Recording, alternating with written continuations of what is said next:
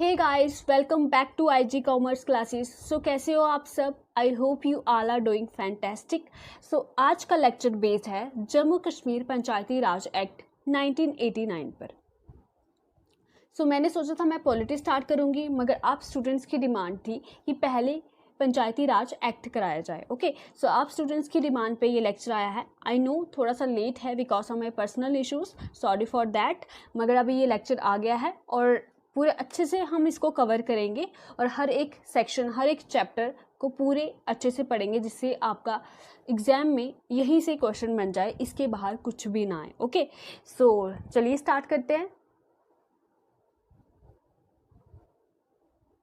तो students, act को पढ़ने से पहले हम ये जान लेते हैं कि पंचायती राज सिस्टम की जो फाउंडेशन है जम्मू कश्मीर में, वो किसने रखी थी और कब रखी थी। ठीक है, तो ये जो फाउंडेशन है वो महाराजा हरि सिंह ने 1935 में रखी थी।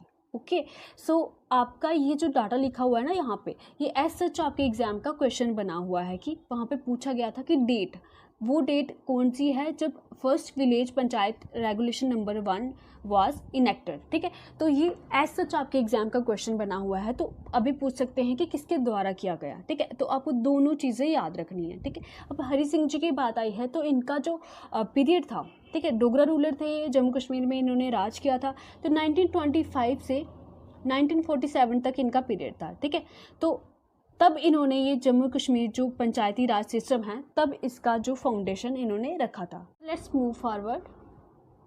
सो पहले हम देख लेते हैं कि पंचायती राज एक्ट में कितने चैप्टर्स हैं, कितनी सेक्शंस हैं और कितने शेड्यूल हैं। ठीक है, तो एज सच ये भी आपके एग्जाम का क्वेश्चन एज सच ही बन सकता है। ठीक है, इसमें से भी क्वेश्चन पूछा जाता है गाइस, ये भी आपको लर्न होने चाहिए। ठीक है, किस तरह से लर्न करने हैं मैं अभी आपको छोटी सी ट्रिक के साथ बताती हूँ। ठीक है, जम्मू कश्मीर पंचायती राज एक्ट 1989 में 14 चैप्टर्स हैं, 83 सेक्शंस हैं और 6 शेड्यूल्स हैं। ठीक है, तो ये स्किप हो जाता है माइंड से बार बार। अब आपको मैं इजी ट्रिक में ये बताती हूँ कि किस तरह से इसको लर्न रखना है।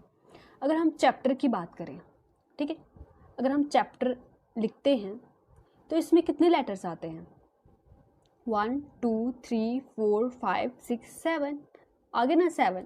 ठीक है, अगर हम 7 को 2 से मल्टीप्लाई करते हैं तो कितने आते हैं? 14 आते हैं। ठीक है, तो आपको याद रखना है कि जो चैप्टर हैं पंचायती राज एक्ट के, उसके चैप्टर में 7 लेटर्स हैं और 7 को जब हम 2 से मल्टीप्लाई करेंगे या उसका डबल करेंगे तो हमारे पास 14 आएगा और 14 ही चैप्टर्स हैं पंचायती राज एक्ट के। ओके, तो अब हम शेड्यूल और सेक्शन किस तरह से लर्न करेंगे, है ना?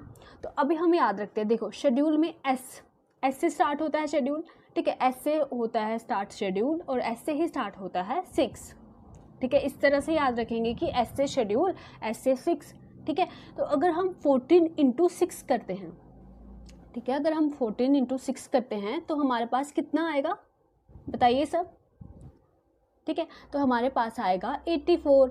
ठीक है, 84 आएगा तो एक कम, उसमें से अगर हम -1 कर देंगे तो कितना आएगा? 83 आएगा। ठीक है, तो इस तरह से हम इसको थोड़ा सा ट्रिक के साथ याद रखेंगे ताकि हमारे एग्जाम में ये चीज़ स्ट्राइक कर जाए। उसके आसपास कोई ऑप्शन होगा तो हम लगा देंगे। ओके, सो चैप्टर किस तरह से याद रखना है? ठीक है, लेटर गिनने हैं पहले, उसका डबल करना है और फिर हम 6 से मल्टीप्लाई जब कर देंगे तो 84 आएगा, उससे एक कम अगर हम करेंगे तो हमारी 83 सेक्शंस आ जाएंगी। आई होप मैं आपको ये समझा पाई हूँ। ठीक है, तो चलते हैं आगे।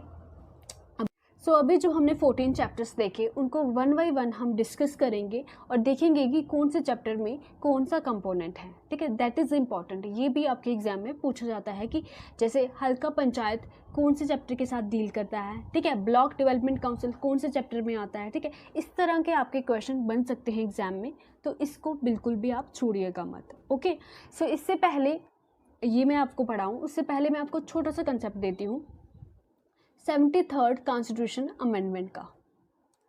ठीक है, जो 1992 में आया था।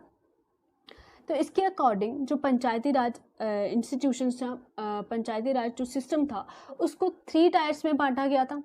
ठीक है, विलेज लेवल पे, ब्लॉक लेवल पे और डिस्ट्रिक्ट लेवल पे। ठीक है, तो विलेज लेवल पे क्या थी? हल्का पंचायत, है ना? ब्लॉक लेवल पे क्या थी? Block development council. और डिस्ट्रिक्ट लेवल पे क्या था? District planning and development board. ठीक है, तो 1 बाय 1 हम देखेंगे कि किस तरह से कौन सा चैप्टर इनके साथ डील करता है। पहले तो प्रीएम्बल आ जाएगा। चैप्टर 1 में प्रिलिमिनरी आ जाएगा, दैट इज डेफिनेशंस हैं बेसिकली जो इस एक्ट में यूज़ की गई हैं, ठीक है। तो वो हम देख लेंगे कुछ इंपॉर्टेंट उसमें से। फिर आ जाएगा chapter 1A, that is ward Majlis and हल्का मजलिस क्या होते हैं, ये भी हम अच्छे से डिस्कस करेंगे। चैप्टर 2 में हमारे पास आ जाता है हल्का पंचायत। चैप्टर 3 में आ जाता है उसके पावर्स एंड फंक्शंस। देखिए बेसिकली जब भी कोई चीज़, कोई बॉडी कॉन्स्टिट्यूट हो रही है तो उसके फंक्शन तो हो गए, तभी तो उसको बनाया जा रहा है, ठीक है। तो इस तरह से लॉजिकली हम इसको लर्न करेंगे कि जो हल्का पंचायत बनाया गया चैप्टर 2 में उसके कुछ फंक्शंस थे, ठीक है। तो उसके फंक्शंस कहाँ आएंगे, उसके नेक्स्ट चैप्टर में आएंगे, दैट इज चैप्टर 3 में, ठीक है। अब जो फंक्शंस हो गए उसके पावर्स और फंक्शंस हमने डिस्कस कर लिए, तो उसकी कुछ प्रॉपर्टी भी होगी, ठीक है। उस बॉडी की कोई पर्टिकुलर प्रॉपर्टी भी होगी, और प्रॉपर्टी कहाँ पे आ जाएगी, नेक्स्ट चैप्टर में आ जाएगी, दैट इज चैप्टर 4 में। फिर नेक्स्ट अगर उसके पास प्रॉपर्टी आ गई, दैट इज एसेट आ गया, तो उसको वो क्या करेगा, उससे बिजनेस करेगा, ठीक है। तो चैप्टर 5 में conduct of the business of हल्का पंचायत, ये सब चैप्टर हल्का पंचायत के साथ डील करते हैं, ठीक है। चैप्टर 2 में क्या आ गया, मेरे साथ बोलिए आप और इसको लर्न कीजिए अभी के अभी, ठीक है। चैप्टर 2 में हमारा हल्का पंचायत है, ठीक है। चैप्टर 2 में क्या है, हमारा हल्का पंचायत है। फिर क्या है, उसके पावर्स एंड फंक्शंस हैं, ठीक है। याद रखिए 2 से स्टार्ट करेंगे, पावर्स एंड फंक्शंस, फिर उसकी प्रॉपर्टी आ जाएगी, फिर उसका कंडक्ट ऑफ द बिजनेस आ जाएगा, ठीक है। इस तरह से याद रखेंगे। और बिल्कुल सेम तरीके से क्या है, हमारे पास चैप्टर 6 में हमारा ब्लॉक डेवलपमेंट काउंसिल आता है, दैट इज BDC जिसको हम बोलते हैं, ठीक है। उसके पावर्स एंड फंक्शंस आ जाएंगे। और नेक्स्ट क्या होगा, बिल्कुल वही जो आपने सोचा है, दैट प्रॉपर्टी एंड फाइनेंस आ जाएगा। और नेक्स्ट उसका भी क्या आ जाएगा, कंडक्ट ऑफ बिजनेस आ जाएगा, ठीक है। चला ना सिमिलर बिल्कुल तरीके से, ठीक है। इस तरह से हम इसको याद रखेंगे। फिर चैप्टर 10 में आ जाता है हमारा होल्डिंग ऑफ इलेक्शन, ठीक है। याद रखिए इसके बाद डायरेक्ट ही बाद डिस्ट्रिक्ट प्लानिंग डेवलपमेंट बोर्ड नहीं आता है, चैप्टर 10 में आता है होल्डिंग ऑफ इलेक्शंस, ठीक है। फिर चैप्टर जो 11 है उसमें आ जाता है हमारा district planning development board. Chapter 12 में उसके पावर्स और फंक्शन और फाइनेंस, ये तीनों एक ही चैप्टर में आ जाते हैं, that is chapter 12। And chapter 13 में हमारा आ जाता है पंचायती अदालत, वेरी वेरी इंपॉर्टेंट, ठीक है। चैप्टर 13 में क्या आता है, पंचायती अदालत। और चैप्टर 14 में हमारे कुछ मिसलेनियस लॉज आ जाते हैं, ठीक है। आई होप यहाँ तक आपको क्लियर हुआ होगा। ये सारे के सारे चैप्टर्स कौन से चैप्टर में कौन सा कंपोनेंट आता है ये आपको याद होने चाहिए, ठीक है। बार बार रिवाइज करेंगे गाइस तो ही याद होगा आपको, एक बार पढ़ने से कोई भी चीज़ आपके माइंड में नहीं आएगी, ओके। सो ये कुछ शेड्यूल्स आ जाएंगे, ठीक है। ये ऐसा अच्छी इंपॉर्टेंट नहीं है, बहुत लेंथी से हैं, ठीक है। अगर आपको पढ़ने होंगे तो मैं आपको टेलीग्राम पे जम्मू कश्मीर पंचायती राज जो एक्ट है वो भेज दूंगी, मगर इंपॉर्टेंट नहीं है, जो इसके रिलेटेड इंपॉर्टेंट है वो बीच में मैंने इंक्लूड किया हुआ है, ठीक है। तो ऐसा यहाँ से क्वेश्चन बना नहीं है, आप ऐसा याद रखिएगा कि 6 शेड्यूल्स हैं, दैट इज़ इम्पॉर्टेंट। चलिए चैप्टर 1 पढ़ते हैं हम, ठीक है। तो चैप्टर 1 में हमने क्या बोला, प्रिलिमिनरी है, ठीक है। तो इसमें क्या था, बेसिकली डेफिनेशंस हैं अलग अलग तरीके की, ठीक है। तो शॉर्ट टाइटल, ठीक है। अभी इस एक्ट का नाम क्या है ये पहले दिया हुआ है, this act may be called the Jammu Kashmir Panchayati Raj act 1989, ठीक है। तो ये एक्ट क्या कहलाएगा, द जम्मू कश्मीर पंचायती राज एक्ट 1989 कहलाएगा, ठीक है। तो डेफिनेशंस पे आ जाते हैं, कुछ इंपॉर्टेंट डेफिनेशन, बड़ी सारी डेफिनेशन है गाइस, मगर वो क्या है, इंपॉर्टेंट नहीं है सच, ठीक है। मतलब केस क्या होता है, बिल्डिंग क्या होती है, ये सबको पता है कि बिल्डिंग क्या होती है, कोई हाउस, कोई शॉप, मतलब कोई भी तरीके के, तो इस तरह का आपको सब पता है। अगर आप डिटेल में इस चीज़ को पढ़ना चाहते हैं, मगर इंपॉर्टेंट मैंने सब यहाँ पे इंक्लूड किया हुआ है, मगर मैं वो एक्ट भी साथ में इस PDF के साथ में भेज दूँगी टेलीग्राम पे, ठीक है। तो आप IG कॉमर्स क्लासेस का टेलीग्राम चैनल ज्वाइन कर सकते हैं, ओके। तो हम स्टार्ट करते हैं। सबसे पहले डेफिनेशन जो है वो हल्का, अभी हमने हल्का मजलिस, वार्ड मजलिस देखा चैप्टर 1A में, मगर ये है क्या, ये तो हमें पहले पता होना चाहिए। ये वर्ड बार बार इस एक्ट में आएगा, तो इसके बारे में आपको अच्छे से पूरी कंसंट्रेशन के साथ आप इसको सुनिए, ठीक है। मगर इसमें है कुछ भी नहीं है सच।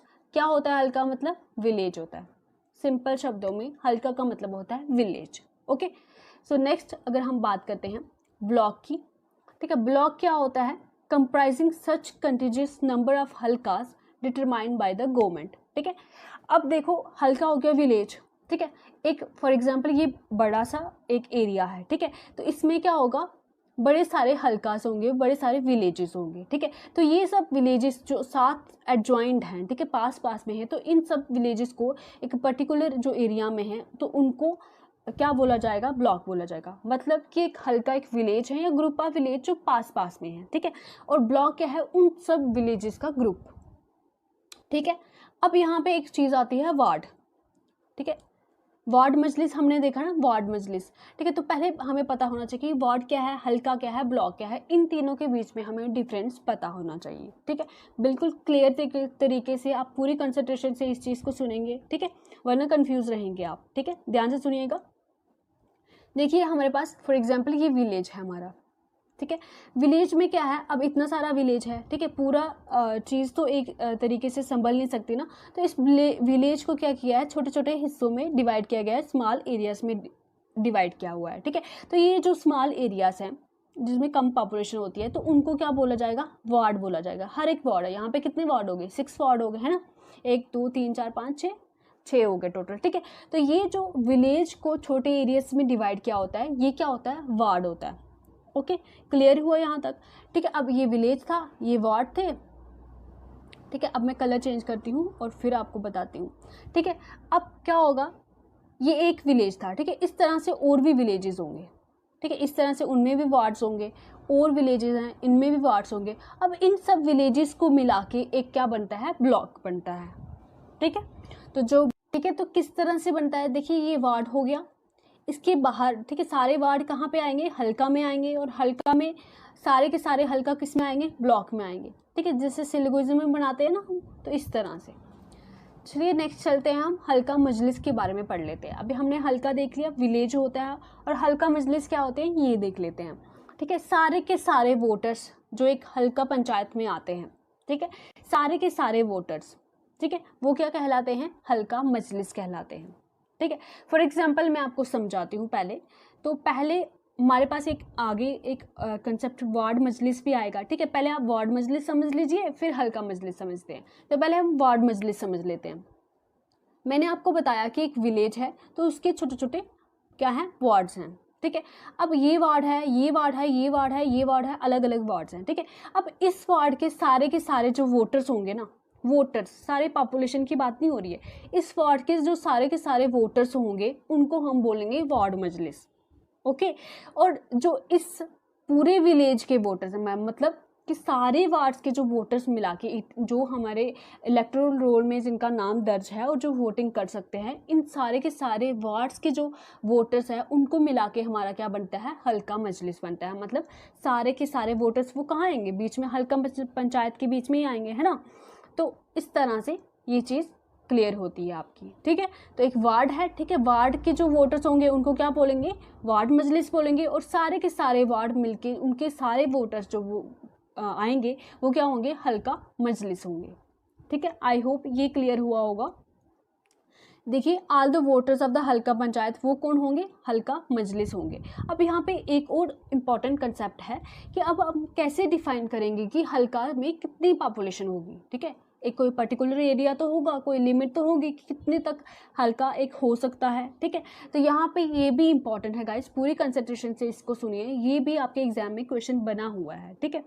तो यहाँ पे क्लियरली मेंशन किया हुआ है कि अगर आपके हिली एरिया है, ठीक है, अगर आप हिली एरिया में रहते हो या कोई हिली एरिया है, तो उसमें जो पॉपुलेशन होगी वो डज नॉट एक्सीड 3000, ठीक है। अगर हिली एरिया है तो उसमें जो पॉपुलेशन है वो 3000 या इससे कम होगी, इससे ज़्यादा नहीं हो सकती। और अगर हम प्लेन एरिया की बात करते हैं तो उसमें पॉपुलेशन 4500 होगी या उससे कम होगी, ठीक है, इससे ज़्यादा नहीं हो सकती, ठीक है। अगर हम बात करते हैं हिली एरियाज़ की, 3000 से ज़्यादा नहीं होगी, प्लेन एरियाज में 4500 से ज़्यादा नहीं होगी, ठीक है। ये कंसेप्ट आपको क्लियर होना चाहिए कि किस तरह से एक हल्का को डिटरमाइन किया जाता है कि उसमें कितनी पॉपुलेशन होगी। फिर कॉन्स्टिट्यूएंसी, हम बहुत बारी सुनते हैं इस वर्ड को कि ये वाले जो मिनिस्टर है इसकी कॉन्स्टिट्यूएंसी ये है। जैसे हम फॉर एग्जांपल जितेंद्र सिंह जी की बात कर लेते हैं, ठीक है, तो वो कौन सी कॉन्स्टिट्यूएंसी से हैं, उधमपुर कॉन्स्टिट्यूएंसी से हैं, है ना। तो इस तरह से कॉन्स्टिट्यूएंसी क्या होती है, बेसिकली कॉन्स्टिट्यूएंसी का मतलब होता है कि a ward for which a member is to be elected, ठीक है, मैंने आपको वार्ड बताया, ठीक है, उसमें से जो मेंबर इलेक्ट होके आएगा तो वो उसकी कॉन्स्टिट्यूएंसी कहलाएगी, ठीक है, क्लियर हुआ। नेक्स्ट चलते हैं हम, ठीक है, चैप्टर 1A, जहाँ पे हमें डेफिनेशंस दी हुई हैं। वार्ड मजलिस क्या होती है, हल्का मजलिस, जो मैं आपको समझा चुकी हूँ पहले ही, फिर भी हम एक बार ही देख लेते हैं। अब देखिए गाइस, सेक्शंस भी आपको लर्न करनी है, ठीक है। सेक्शंस भी बहुत इंपॉर्टेंट है, आपके एग्जाम में सेक्शन भी पूछी जा रही हैं, ठीक है। तो आपको याद रखना है कि सेक्शन 3, ठीक है, सेक्शन 3 की बात हो रही है, ये चैप्टर 1A में आता है, और सेक्शन 3 और क्लॉज ए, ठीक है। याद रखिए, पूछ सकते हैं कि वार्ड मजलिस कौन से सेक्शन के साथ डील करता है, तो आपको याद होना चाहिए सेक्शन 3 क्लॉज ए में किसकी डेफिनेशन दी हुई है, दैट इज़ वार्ड मजलिस की, या वार्ड मजलिस के बारे में बताया हुआ है, ठीक है। वार्ड मजलिस का एक और नाम है वार्ड सभा, ठीक है, ये भी याद रखेंगे कि वार्ड मजलिस का दूसरा नाम क्या है, वार्ड सभा है। अब मैं आपको ऑलरेडी बता चुकी हूँ कि जो सारे के सारे अडल्ट वोटर्स होंगे एक वार्ड के, तो वो क्या कहलाएंगे, तो सारे के सारे वोटर्स क्या कहलाएंगे वार्ड सभा के, वो वार्ड मजलिस कहलाएंगे, ठीक है। तो अब इनकी मीटिंग की बात आती है, ठीक है, बहुत इंपॉर्टेंट हो जाता है ये कितनी दफ़ा मीट करते हैं, ठीक है। तो याद रखिएगा, ये एक बार ही मीट करते हैं 3 मंथ में, आई समझ, मतलब 3 मंथ में ये सिर्फ एक बार ही मीटिंग करेंगे, ठीक है। 3 मंथ मतलब 1 क्वार्टर, ओके। सो एक क्वार्टर में 3 बारी मीट करेंगे, ठीक है। तो एक पूरे फाइनेंशियल ईयर में कितने क्वार्टर होंगे, ठीक है, 3 मंथ में का एक क्वार्टर होता है, तो टोटल कितने हो जाएंगे, 4 क्वार्टर हो जाएंगे। तो 4 क्वार्टर्स में 4 बारी मीटिंग करेंगे, ठीक है, मतलब टोटल 4 मीटिंग्स हो गई इनकी, ठीक है। तो ये बिल्कुल आपको याद रखना है, ये भी इंपॉर्टेंट है कि कितनी बारी वार्ड मजलिस मिल सकती है, तो मीट एटलीस्ट 1 से 3 मंथ, ठीक है, 3 मंथ में एक बारी मिलेंगी। सो अभी बात आती है कि इस मीटिंग को हेड कौन करता है, पंच करता है, और उसकी एब्सेंस में कौन करेगा, अगर पंच प्रेजेंट नहीं है तो any member of the ward मजलिस करेगा, जो कि वहाँ पे मीटिंग में जो मेंबर्स आए ना, वो मेंबर्स डिसाइड करेंगे कि कौन सा जो वार्ड मजलिस का मेंबर है वो एज एक्ट करेगा पंच इन द एब्सेंस ऑफ पंच, ठीक है। तो मैंने आपको बताया कि जो विलेज का हेड होता है, ठीक है, ये विलेज का हेड होता है, ठीक है। विलेज का हेड कौन होता है, सरपंच होता है। ये पूरा विलेज मान लो, इसका हेड कौन होगा, सरपंच होगा। मगर जो हमने बोला कि अभी विलेज जो है वो छोटे छोटे पार्ट्स में डिवाइड होता है, जिसको हम वार्ड्स बोलते हैं, ठीक है। अब इन वार्ड्स का हेड कौन होता है, पंच होता है, ठीक है। इसलिए वो वार्ड मजलिस की मीटिंग को क्या करता है, डिसाइड करता है, ठीक है।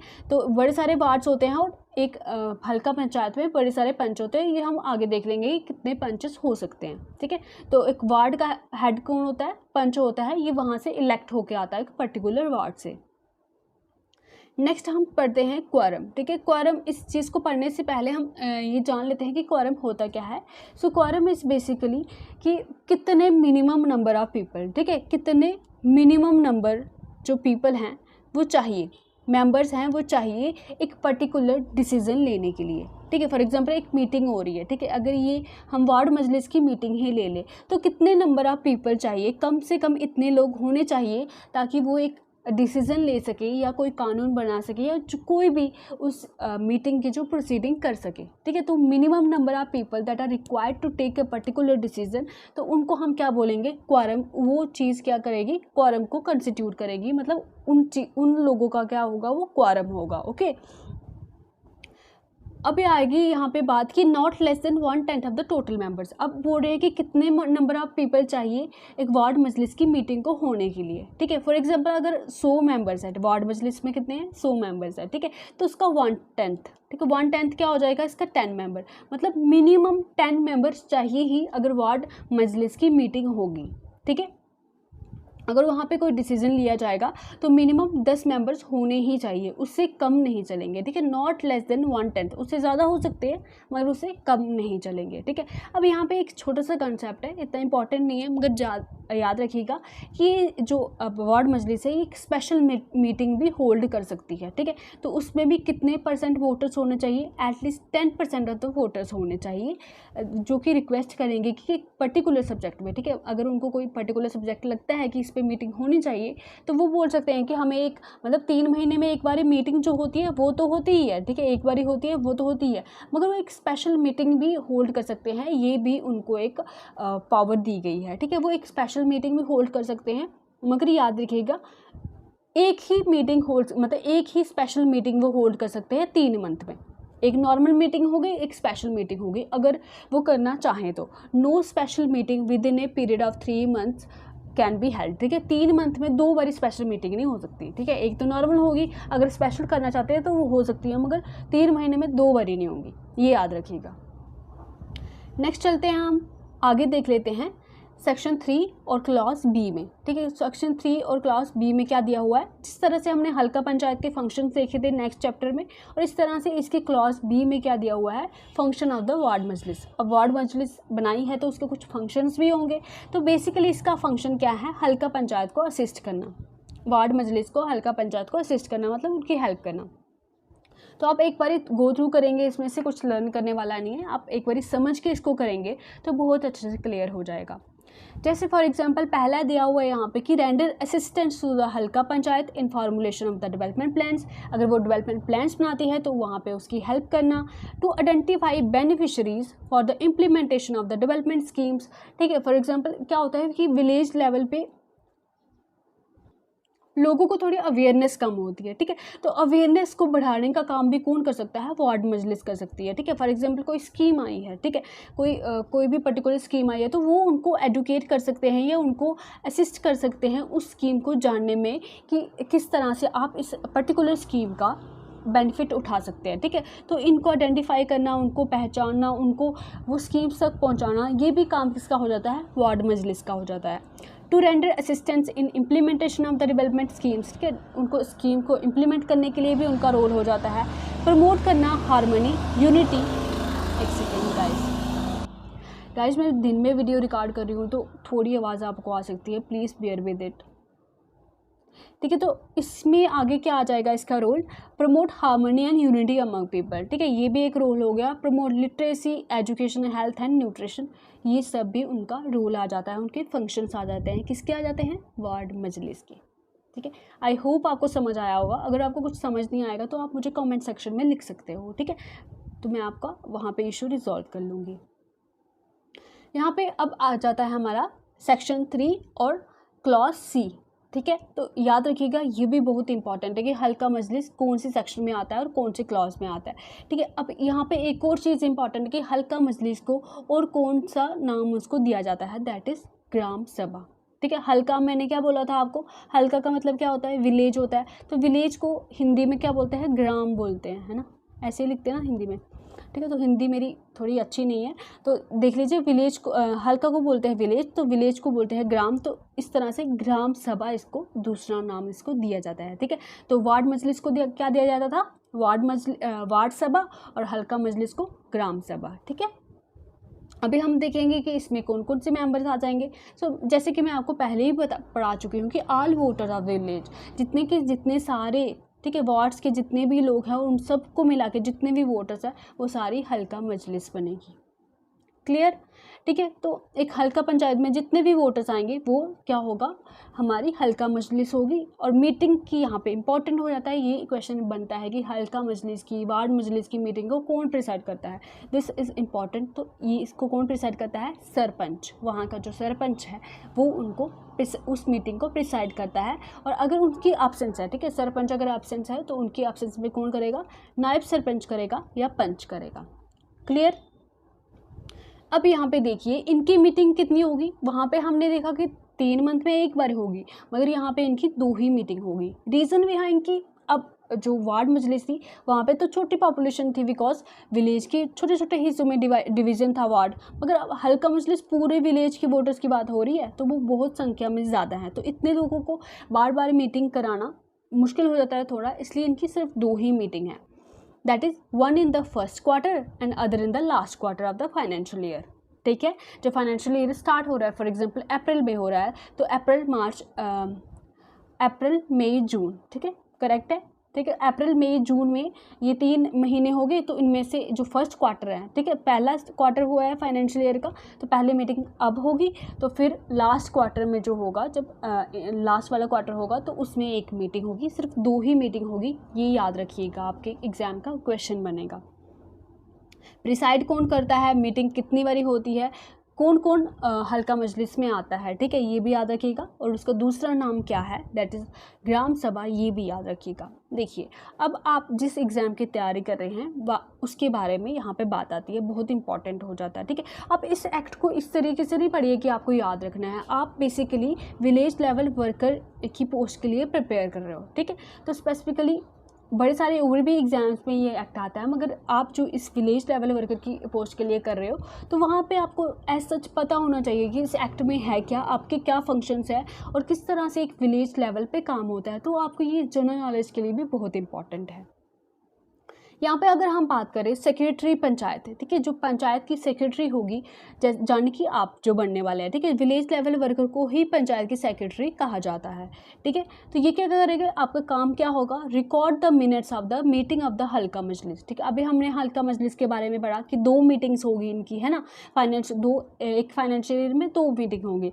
तो उनकी मीटिंग की जो मिनट्स हैं, ठीक है, जो टाइम की रिकॉर्डिंग है वो कौन रिकॉर्ड करेगा, पंचायत का जो सेक्रेटरी है वो रिकॉर्ड करेगा, दैट्स विलेज लेवल वर्कर, ठीक है। तो रिस्पॉन्सिबल होगा for the correct recording of the minutes. याद रखिए कि इनको करेक्ट जो रिकॉर्डिंग है कितने मिनट्स की हो रही है, तो उसको रिकॉर्ड करने की रिस्पॉन्सिबिलिटी आप लोगों पे आ जाती है, और मुझे पता है आप अपनी रिस्पॉन्सिबिलिटी बहुत अच्छे से निभाओगे, ठीक है। तो नेक्स्ट चलते हैं, यहाँ पे भी क्वारम की बात हुई है, यहाँ पे भी 1/10 ऑफ द टोटल मेंबर्स ही है, तो इजी है, पीछे भी 1/10 ही था, अब भी 1/10 ही है। अब आ जाता है सेक्शन 3 और क्लॉज डी, ठीक है। तो इसमें क्या दिया हुआ है, फंक्शंस ऑफ हल्का मजलिस, ठीक है, ऑब्वियसली। तो इसके हल्का मजलिस के फंक्शन दिए हुए हैं, क्या करेगा, असिस्ट करेगा ये हल्का पंचायत को। किस तरह से असिस्ट करेगा, ये कंडक्ट करता है सोशल ऑडिट, ठीक है। ऑडिटिंग के बारे में मैंने आपको बताया था कि किस तरह से सोशल ऑडिट का मतलब हो गया कि किस तरह से वहाँ पे फंड्स आ रहे हैं, किस तरह से वो यूटिलाइज हो रहे हैं, ठीक है, कहाँ कहाँ फंड लग रहे हैं, उस सारा का जो डाटा है वो देख सकता है हल्का मजलिस, ठीक है।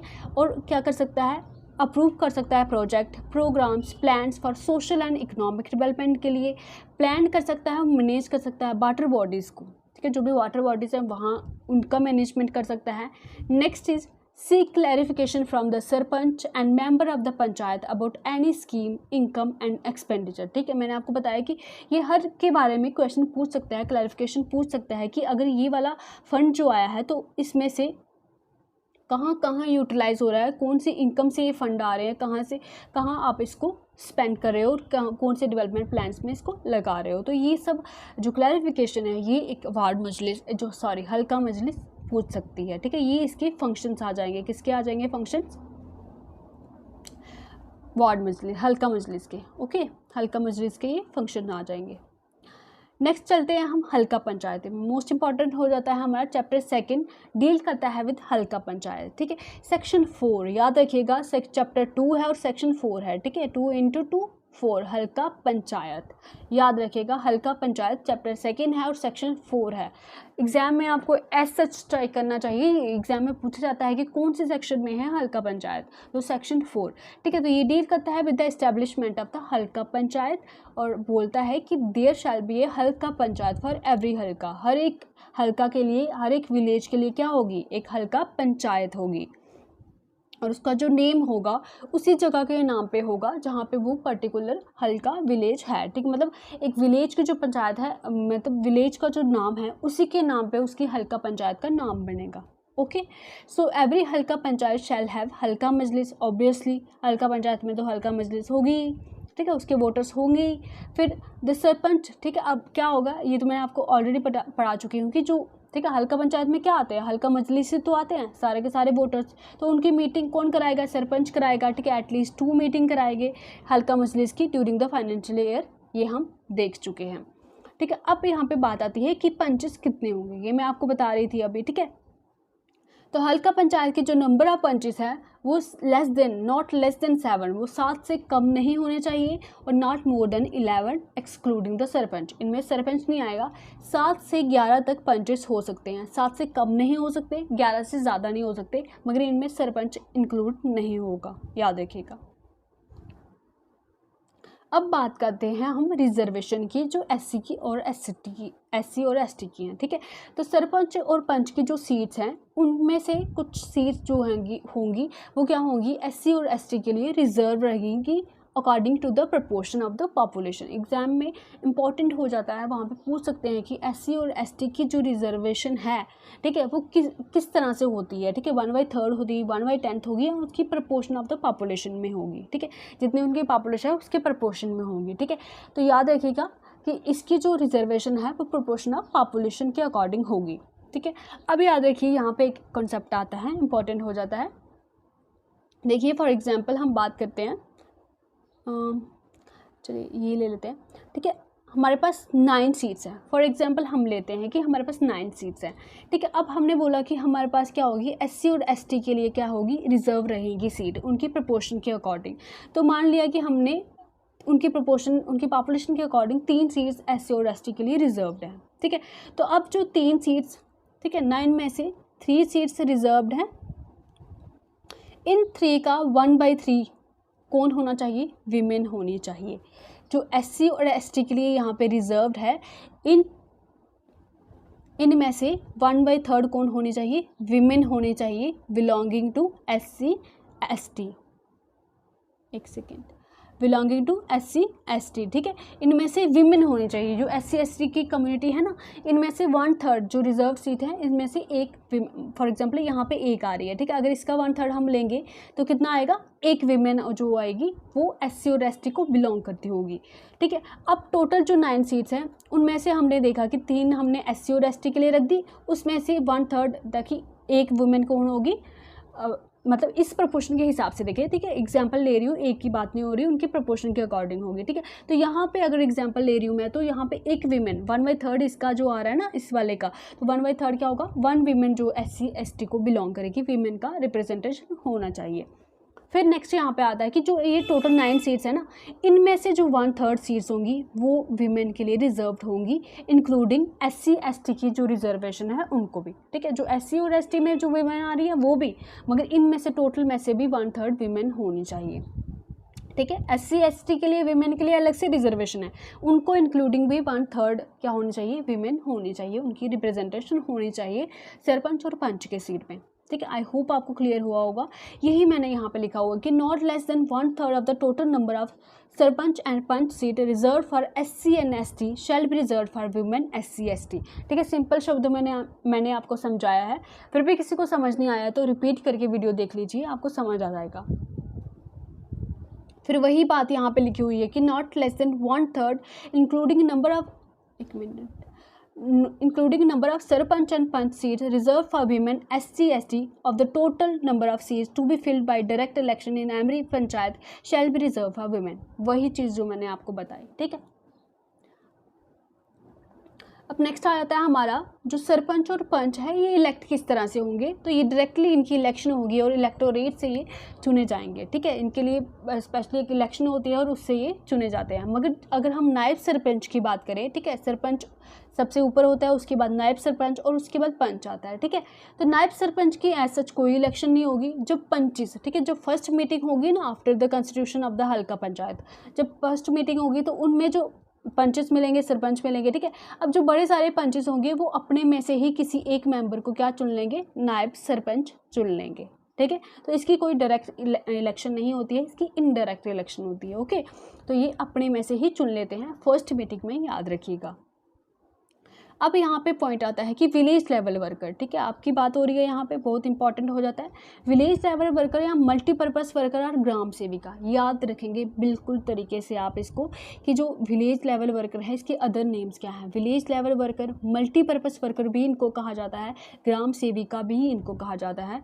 Shall be the secretary of हल्का पंचायत, जो कि क्या करेगी, मिनट्स रिकॉर्ड करेगी मीटिंग ऑफ द हल्का मजलिस, ठीक है। जो मीटिंग करेंगे वो 2 बार, उनके मिनट्स को रिकॉर्ड करने की रिस्पॉन्सिबिलिटी किसकी है, विलेज लेवल वर्कर की है, मल्टीपर्पज़ वर्कर की है, ग्राम सेविका, मतलब ये एक ही चीज़ है जो सेक्रेटरी है हल्का पंचायत की, बिल्कुल याद रखेंगे आप। टर्म जो इसकी आ जाती है हल्का पंचायत की वो 5 ईयर्स आती है, ओके। अब हम आ जाते हैं कि डिसक्वालिफिकेशन ऑफ मेंबर्स ऑफ हल्का पंचायत। अब कौन से जो मेंबर्स है वो हल्का पंचायत से डिसक्वालीफाई किए जा सकते हैं, ठीक है। कौन कौन सा क्राइटेरिया है हम देख लेते हैं एक बार। A person shall be disqualified to be a member of हल्का पंचायत, ठीक है, उसको डिसक्वालीफाई कर दिया जाएगा to be a member of हल्का पंचायत अगर वो परमानेंट रेजिडेंट नहीं है उस पर्टिकुलर स्टेट का या यूटी का, okay. Is in the employment of the government, या वो किसी गवर्नमेंट जॉब को करता है या किसी लोकल बॉडी में वो जॉब करता है, तो भी उसको मेंबर नहीं बनाया जाएगा। नेक्स्ट चीज़, अगर वो 21 ईयर्स के अंडर है तो भी वो हल्का पंचायत का मेंबर नहीं बन सकता। अनसाउंड माइंड है, मतलब उनका माइंड सही से वर्क नहीं करता है, तो भी नहीं। Has been adjust insolvent by a competent court, ठीक है। इंसॉल्वेंट मतलब उसमें बहुत सारा उधार है, ठीक है, मतलब इंसॉल्वेंट मतलब वो अपने डेट कर्जे में है, तो वो भी डिस्क्वालीफाई कर दिया जाएगा। और सैलरीड सरपंच ऑफ हल्का पंचायत, ठीक है, जैसे आप हो जाएंगे, ठीक है, अगर आप विलेज लेवल वर्कर आप क्लियर कर लेते हैं तो उसके बाद आप सैलरीड सर्वेंट हो जाएंगे ना हल्का पंचायत के, तो आप भी उसके मेंबर नहीं बन सकते। फिर आ जाएगा लंबरदार और विलेज चौकीदार, ये भी नहीं होंगे उसका पार्ट, ठीक है, इनका अलग अलग अपनी जो होते हैं विलेज में, तो इनका अलग एक क्राइटेरिया है, ठीक है, ये भी नहीं होंगे।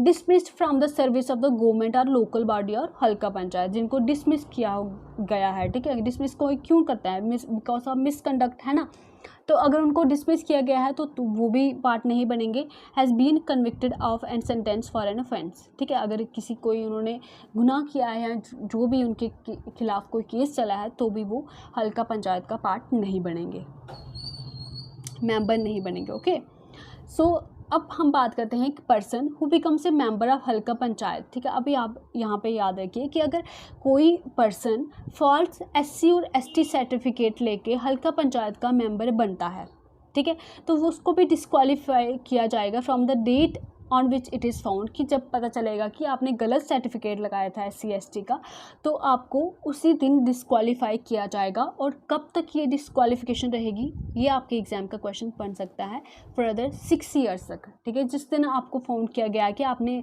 रॉन्ग SC ST सर्टिफिकेट लगाया तो आपको आगे वाले 6 साल तक आपको डिस्क्वालीफाई किया जाएगा हल्का पंचायत से। ओके, नेक्स्ट आ जाता है हमारा removal of the sarpanch and नायब सरपंच, ठीक है, अब इनका रिमूवल किस तरह से होगा ये याद रख लेते हैं, ठीक है, तो इनका रिजोल्यूशन इस तरह से होगा कि 2/3, ठीक है, फॉर एग्जांपल जो टोटल नंबर ऑफ पंचेस है ना एक हल्का पंचायत के, अगर उसमें से 2/3 ऑफ द पंचेस ये रिजोल्यूशन पास कर लेते हैं कि ये पर्टिकुलर सरपंच या नायब सरपंच को रिमूव किया जाना चाहिए, तो वो सरपंच और पंच नायब सरपंच जो क्या हो जाएगा, रिमूव हो जाएगा। मगर अगर इससे मेजॉरिटी कम है तो वो नहीं हो पाएगा। ओके, तो फिर हम बात करते हैं कि हम जो रिमूव करेंगे तो उसका जो ग्राउंड होगा उसका बेसिस क्या क्या हो सकता है, ठीक है, अगर सरपंच या जो नायब सरपंच है ग्रॉस मिसकंडक्ट करता है, किसी से अच्छे से बिहेव नहीं करता है या कोई भी चीज़ गलत करता है, तो उसको वहाँ से क्या किया जा सकता है, रिमूव किया जा सकता है। निगलेक्ट ऑफ द ड्यूटी है, ठीक है, अगर वो अपनी ड्यूटी को अच्छे से परफॉर्म नहीं करता है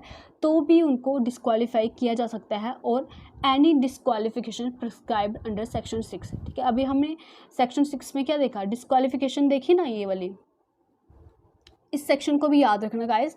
तो जो भी डिस्क्वालिफिकेशन सेक्शन 6 के अंडर दिए गए हैं, अगर इनमें से वो कोई काम होता है कि कोई गवर्नमेंट एम्प्लॉय हो या कुछ हो तो भी उसको डिस्क्वालीफाई किया जाएगा, ठीक है। और एक और इम्पॉर्टेंट पॉइंट कि ये भी पूछा जा सकता है कि उसको डिस्क्वालीफाई कितनी मीटिंग्स के अटेंड करने पर नहीं होना चाहिए, मतलब एक सिंपल से समझिए कि कितनी मीटिंग अगर वो अटेंड नहीं करेगा तो उसको डिस्क्वालीफाई किया जा सकता है। तो एटलीस्ट 3 कंसेक्यूटिव मीटिंग, ठीक है। अब सरपंच का काम क्या है, वहाँ पे प्रिसाइड करना मीटिंग में, ठीक है।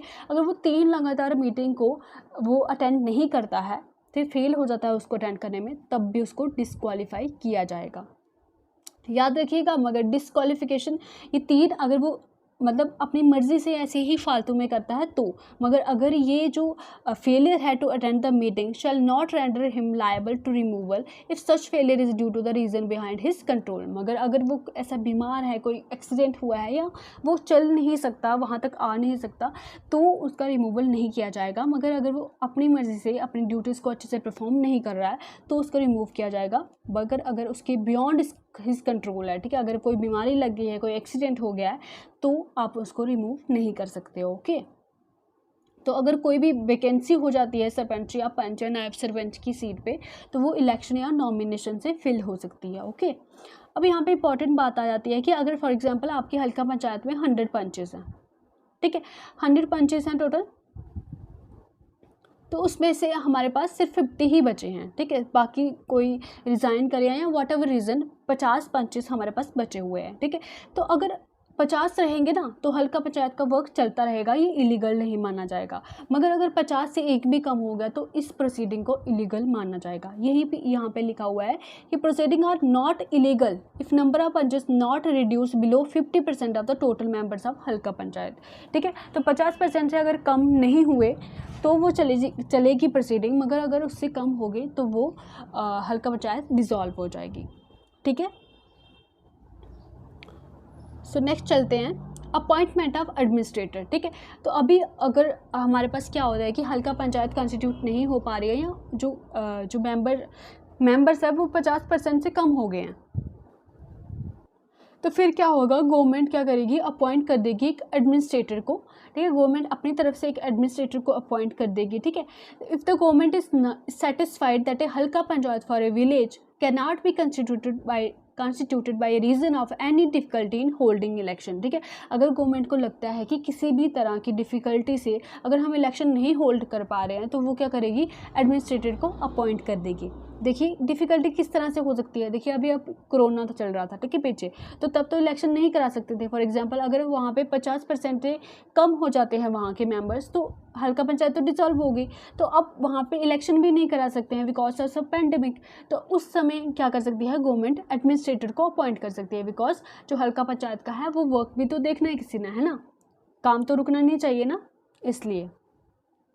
अब नेक्स्ट आता है कि failure to elect such members at 2 consecutive. देखिए हमने ये रीज़न पढ़ा कि कब कब जो क्या है एडमिनिस्ट्रेटर को अपॉइंट कर सकती है। पहला रीज़न आ गया कि अगर होल्डिंग ऑफ द इलेक्शन में कोई डिफ़िकल्टी हो रही है तो गवर्नमेंट अपॉइंट कर देगी। नेक्स्ट यहाँ पे आ जाएगा कि failure to elect such members at 2 consecutive to successive election. ठीक है, अगर 2 बारी इलेक्शंस होती हैं, ठीक है, फॉर एग्जांपल 2 बारी इलेक्शंस होते हैं मगर वो मेंबर हैं वो इलेक्ट ही नहीं हो पा रहे हैं, तो यहाँ इलेक्ट नहीं हो पा रहे हैं उस तरीके से, या जो है जो नंबर ऑफ मेंबर मतलब उनका बहुमत नहीं हो पा रहा है, ठीक है, या 1/3 लेस देन 1/3 है, ठीक है, इतने मेंबर्स हो ही नहीं पा रहे हैं एक पार्टी के कि वो एक क्या बना सके, वो हल्का पंचायत के जो मेंबर्स बन सके या वो रिप्रेजेंट कर सके। ठीक है, तो and if at any general election no member is elected, ठीक है, कोई भी मेंबर इलेक्ट ही ना हो या 1/3 of the total member elect हो, उतनी जो लोग होने चाहिए वो बने ही नहीं, तो वो उस केस में क्या कर सकती है गवर्नमेंट अपॉइंट कर सकती है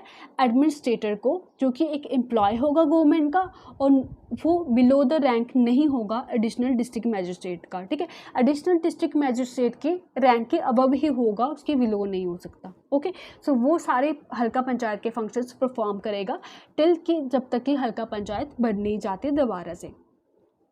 अब यहाँ पे बात आती है कि एडमिनिस्ट्रेटर कब तक अपॉइंट कर सकते हैं, है ना, तो इसका जो पीरियड है वो डज नॉट एक्सीड 6 मंथ। ठीक है, ये भी याद रखिएगा, इंपॉर्टेंट हो जाता है कि एडमिनिस्ट्रेटर का जो पीरियड है वो उस ऑफिस को कब तक होल्ड कर सकता है, सिर्फ 6 मंथ तक कर सकता है। उसके बाद सरकार मतलब जो हल्का पंचायत की इलेक्शन करानी ही पड़ेंगी और उस विलेज हल्का पंचायत को कंस्टिट्यूट करना ही पड़ेगा। ठीक है, सिर्फ 6 मंथ तक एडमिनिस्ट्रेटर का जो ऑफिस है वो होल्ड कर सकता है। नेक्स्ट आ जाता है हमारा पावर्स एंड फंक्शंस। ठीक है, अभी हमने हल्का पंचायत के बारे में पढ़ा, अब उसके पावर्स और फंक्शंस हम देख लेते हैं। सेक्शन 12 बिल्कुल इंपॉर्टेंट है ये कि सेक्शन 12, ठीक है, चैप्टर 2 और ओके, तो यहाँ पे प्रॉब्लम है गाइस, चैप्टर 2 नहीं है यहाँ पे, चैप्टर 3 है। ओके, करेक्ट कर लीजिएगा प्लीज़, चैप्टर 3 है यहाँ पे पावर्स एंड फंक्शंस। ठीक है, सेक्शन 12 है और सेक्शन 3 है। Okay, powers and functions of the Halqa panchayat.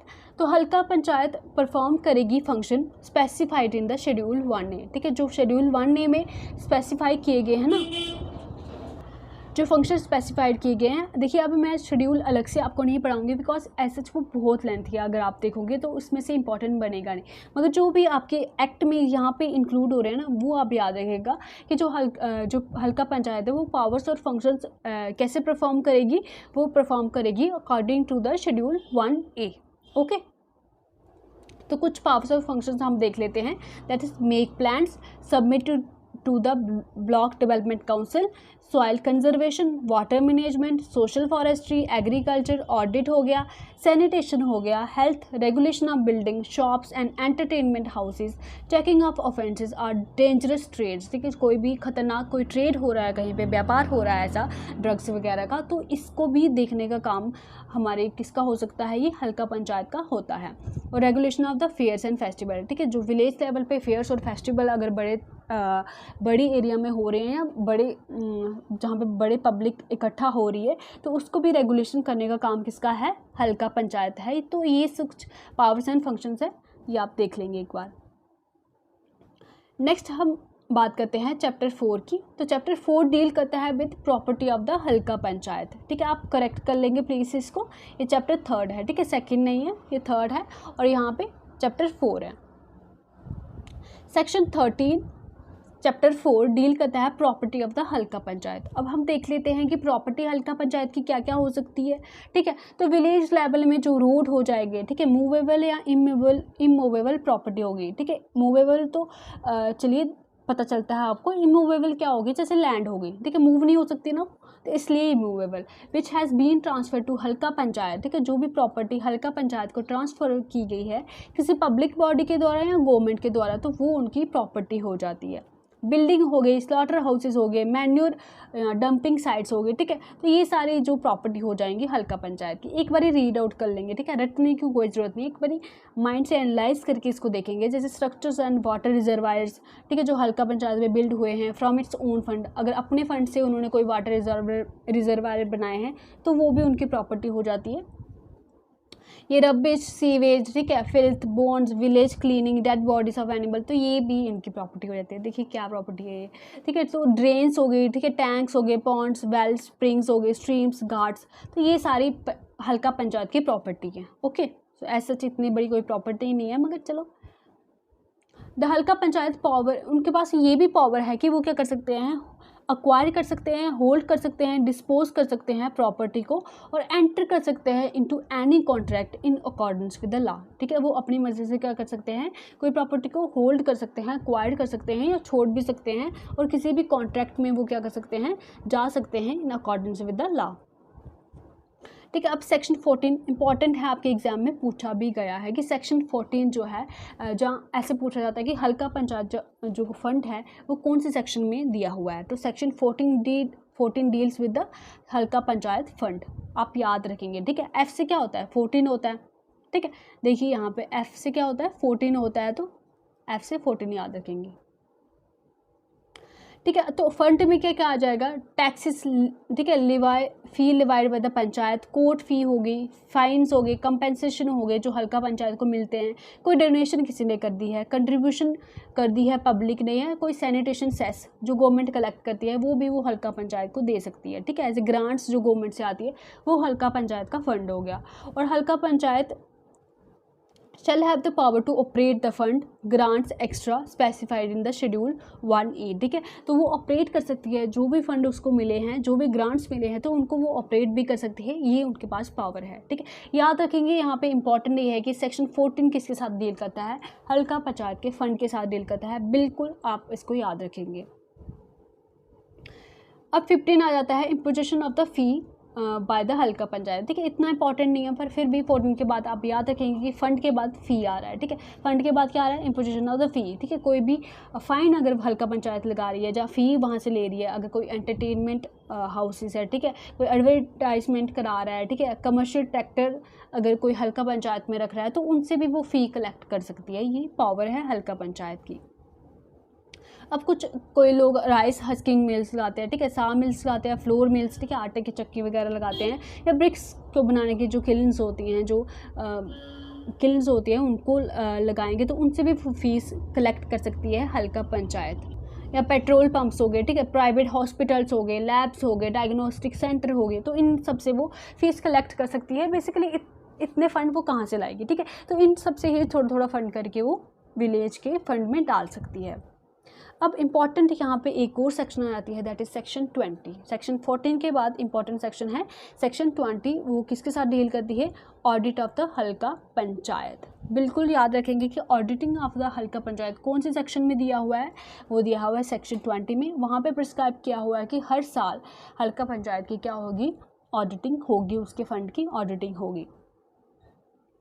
अब आ जाता है हमारे पास एनुअल बजट। ठीक है, तो एनुअल बजट जो सेक्शन 21 में दिया हुआ है हल्का पंचायत का, ये भी ऐसा आप याद रखेंगे कि एनुअल बजट कौन सी सेक्शन के साथ डील करता है, दैट इज सेक्शन 21। ठीक है, पहले ऑडिट आ जाएगा, फिर एनुअल बजट आ जाएगा। ठीक है, तो अब क्या होगा इसका, बेसिकली आप ये याद रखिएगा कि सेक्शन कौन सी है, एक बार इसको भी समझ लेते हैं थोड़ा, कि जो कॉपी है, जो बजट बनाएंगे ना, एस्टिमेट बनाएंगे, तो उसकी कॉपी किसको फॉरवर्ड करेंगे, एक प्रेस्क्राइब्ड अथॉरिटी जो गवर्नमेंट ने प्रेस्क्राइब की होगी उस पर्टिकुलर काम के लिए, with in the 3 days after sanction. जब आपका बजट बन जाता है उसके विद इन द 3 days आप उसकी कॉपी फॉरवर्ड करोगे प्रेस्क्राइब अथॉरिटी को, ठीक है, और उसको आल्सो हल्का मजलिस के सामने भी रखोगे जो आपने बजट बनाया। ऑफ कोर्स हल्का मजलिस उस वोटर्स हैं उस पर्टिकुलर विलेज के, तो आप उनको भी पता होना चाहिए कि हमारे हल्का पंचायत में कौन से फंड आ रहे हैं या हम किस तरह का बजट बना रहे हैं, इससे क्या डेवलपमेंट हो सकती है, ठीक है, तो ये आप याद रखेंगे। सो चैप्टर 5 जो है वो डील करता है with conduct of business section 24। Okay, so guys अभी क्या हुआ कि मैंने वीडियो रिकॉर्ड की, ठीक है, रिकॉर्ड की तो बाद में जब मैंने उसको देखा तो उसमें साउंड ही नहीं थी, ठीक है, तो अभी मैं दोबारा से इस वीडियो को रिकॉर्ड कर रही हूँ। ये थोड़ी मिस्टेक्स हो जाती है वाइल रिकॉर्डिंग द वीडियो। तो चलिए चैप्टर 5 पढ़ लेते हैं, सेक्शन 24, जिसमें conduct of the business of हल्का पंचायत पढ़ते हैं, ठीक है। तो इसमें बताया गया है कि मीटिंग जो हल्का पंचायत की है, ठीक है, अभी हमने क्या पढ़ा, वार्ड मजलिस की मीटिंग पढ़ी, हल्का मजलिस की मीटिंग पढ़ी, अभी हम हल्का पंचायत की मीटिंग पढ़ेंगे। वार्ड मजलिस की हमने मीटिंग पढ़ी, वहाँ पे वार्ड मजलिस के जो सारे जो वार्ड के वोटर्स होंगे वो आएंगे, और ये 3 मंथ में एक बारी होगी, 1 सेकेंड, 3 मंथ में एक बारी होगी, मतलब 1 क्वार्टर में एक बारी होगी, ठीक है। जो वार्ड मजलिस की मीटिंग है वो 3 मंथ में एक बारी होगी, और जो हल्का मजलिस की मीटिंग है वो कब होगी, वो 2 बारी होगी इन द फाइनेंशियल ईयर, ठीक है, एक फर्स्ट क्वार्टर में, एक लास्ट क्वार्टर में। अब नेक्स्ट हम बात करते हैं जो हल्का पंचायत की मीटिंग है, जहाँ पे सारे सरपंच और पंच मीट करेंगे, ये वंस होगी इन ए मंथ, ठीक है। तो टोटल कितनी हो जाएंगी, टोटल 12 हो जाएंगी फाइनेंशियल ईयर में, तो at least once in a month ये मीटिंग होगी ही जो हल्का पंचायत की है, ठीक है। तो कन्वीन कौन करेगा, कौन हेड करेगा इसको, सरपंच करेगा ऑब्वियसली, और इसकी एब्सेंस में कौन करेगा, नायब सरपंच करेगा, ठीक है।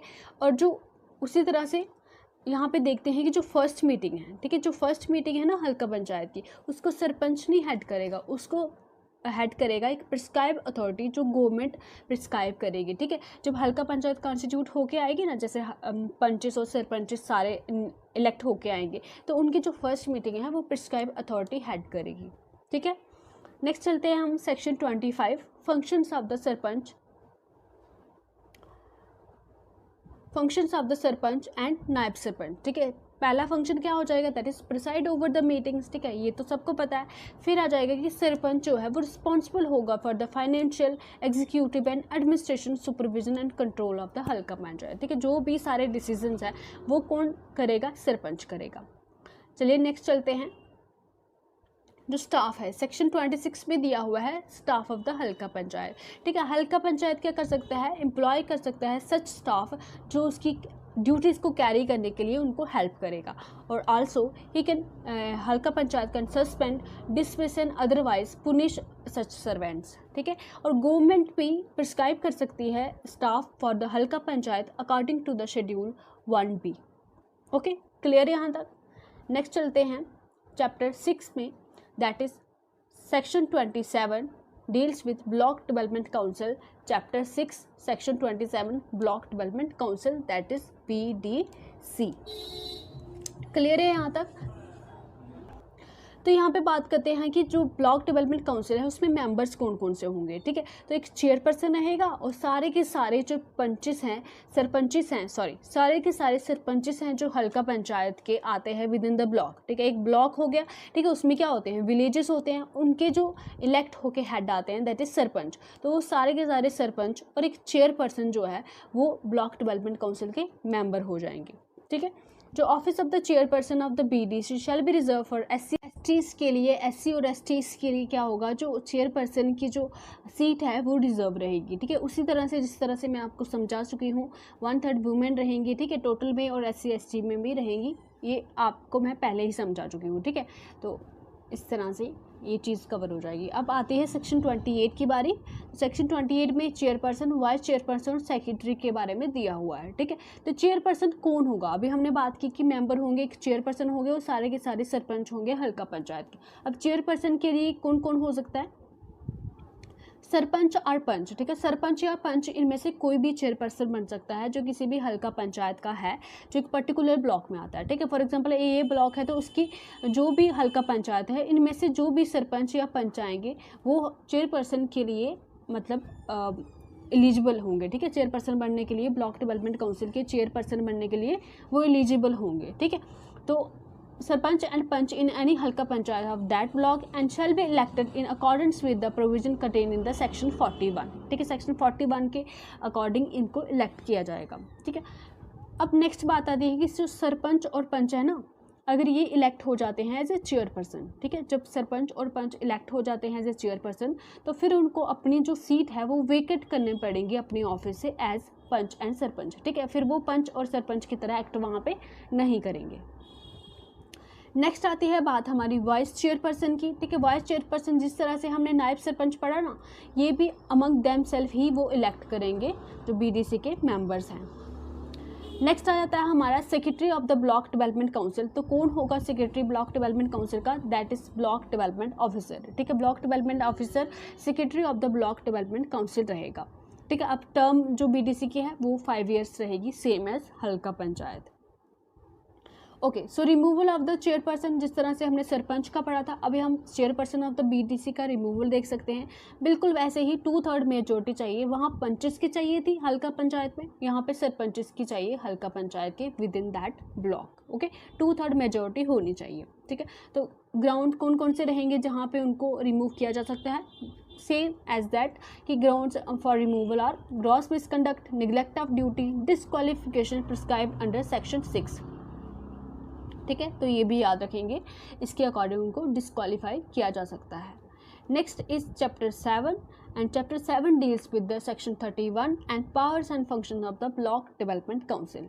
ओके, सो बीडीसी परफॉर्म करेगा function according to the schedule 2A, ठीक है। उसके अकॉर्डिंग जो फंक्शंस होंगे बीडीसी के वो परफॉर्म करेंगे। मेजर हम देख लेते हैं कि कौन कौन से फंक्शन हो सकते हैं ब्लॉक डेवलपमेंट काउंसिल के, ठीक है। Compilation of all panchayat level plans and their timely submission to the district planning development board for integration with district plan, ठीक है।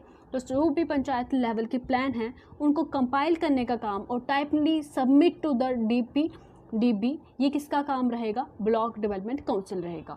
Another function is preparation of the all block level plan. देखिए अब उनकी compilation करनी है, यहाँ पे compilation करनी है पंचायत लेवल प्लान्स के और उनको सबमिट करना है, मगर ब्लॉक लेवल पे जो प्लान बनेंगे वो तो बीडीसी ही बनाएगा, ठीक है। उनकी प्रिपरेशन करना और उनको टाइमली सबमिट करना to the district plan development board, ये भी ब्लॉक डेवलपमेंट काउंसिल का फंक्शन है। Next is construction, maintenance and supervision of the inter Halqa Panchayat communication system, ठीक है। एचपी यहाँ पे भी मैंने लिखा हुआ है ना, तो हल्का पंचायत उसका मतलब है। ओके, तो जो डिफरेंट हल्का पंचायत के बीच में जो कम्युनिकेशन का काम है वो भी कौन कराएगा? ब्लॉक डेवलपमेंट काउंसिल कराएगा, ठीक है। नेक्स्ट चलते हैं हम, नेक्स्ट फंक्शन जो आ जाएगा, ठीक है। जो वेरियस गवर्नमेंट की स्कीम्स होती हैं, प्रोग्राम्स होते हैं, उनको मॉनिटर करने का काम भी कौन करेगा? ब्लॉक डेवलपमेंट काउंसिल करेगा, ठीक है। फॉर एग्जांपल मनरेगा हो गया हमारा, नेशनल रूरल लाइवलीहुड मिशन हो गया, Pradhan Mantri Awas Yojana, integrated watershed management programme, mid day meal scheme extra.